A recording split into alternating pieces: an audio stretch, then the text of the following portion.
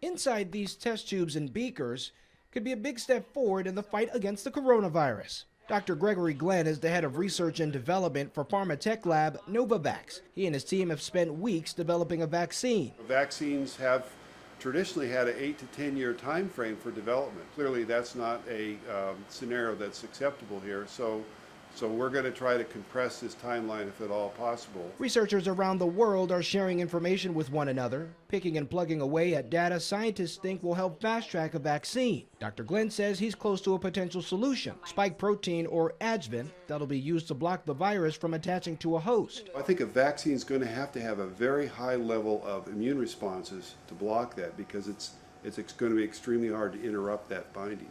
And that, of course, interrupting the binding will keep you from getting sick. Scientists in Houston, Texas say they're building off of a vaccine they created to fight another type of coronavirus, Middle East Respiratory Syndrome, or MERS. If you learned how to make a vaccine for MERS, you should have 75% of the knowledge you need to get to the next vaccine.